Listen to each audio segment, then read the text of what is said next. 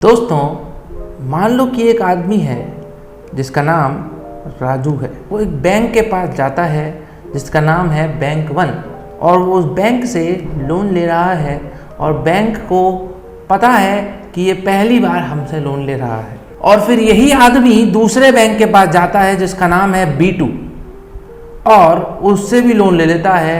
और राजू इस बैंक को बताता नहीं कि मैंने बैंक वन से पहले लोन लिया हुआ है, और बैंक टू पता भी नहीं कर सकता। तो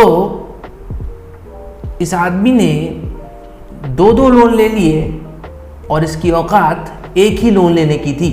और फिर ये तीसरे बैंक पे भी चला गया, बदतमीज, बेशरम, बेहया, और वहाँ से भी इसने एक और लोन ले। इसके पास इतनी ताकत ही नहीं कि ये सबका लोन पे कर पाए। और हम और आप जानते हैं कि ये आदमी सबके लोन के पैसे डुबाएगा, ये बैड डेट बन जाएगा।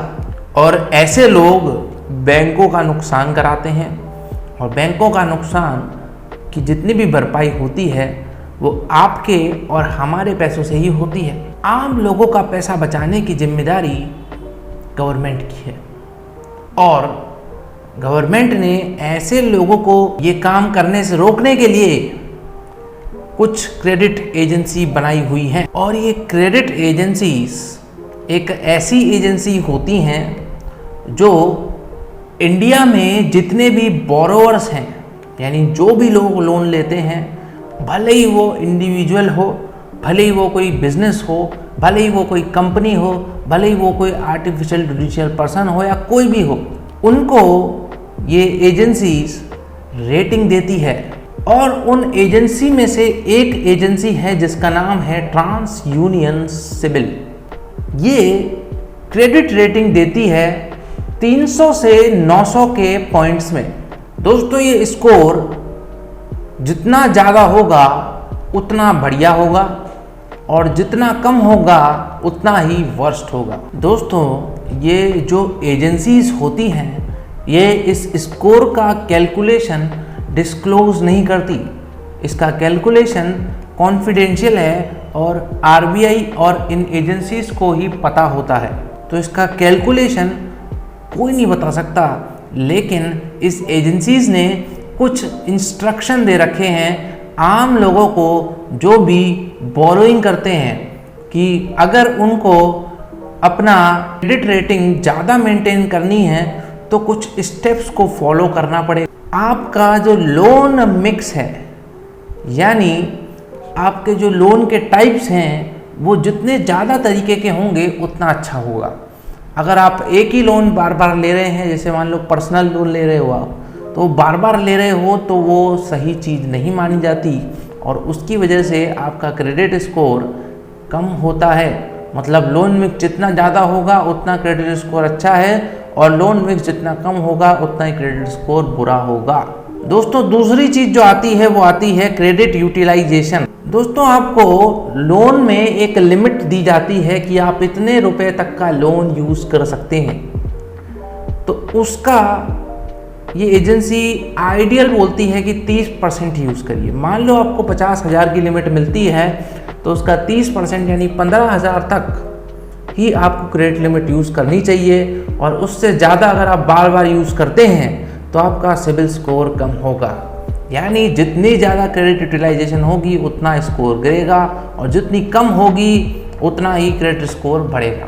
दोस्तों, ये इस पर भी डिपेंड करता है कि आपने कितनी इंक्वायरी लगाई, आप कितनी बार लोन मांगने के लिए बैंक के पास जा रहे हैं, आप कितनी इंक्वायरी लगा रहे हैं, उस पर डिपेंड करता है आपका क्रेडिट स्कोर। अगर आप ज़्यादा इंक्वायरी लगाएंगे तो आप एक रिस्की कस्टमर बन जाते हैं और आपका सिबिल स्कोर कम होता रहता है। तो जितनी इंक्वायरी ज़्यादा उतना सिबिल स्कोर कम, और जितनी इंक्वायरी कम उतना क्रेडिट स्कोर ज़्यादा या सिबिल स्कोर ज़्यादा। दोस्तों, आपकी रीपेमेंट पे भी डिपेंड करता है आपका सिबिल स्कोर। ये तो सबसे इम्पॉर्टेंट फैक्टर है कि आप अपनी रीपेमेंट्स कैसे कर रहे हैं। अगर आपकी रीपेमेंट्स टाइम पे हो रही हैं तो आपका सिबिल स्कोर अच्छा रहेगा, और जितनी रीपेमेंट टाइम पे कम होंगी उतना सिबिल स्कोर भी घटेगा।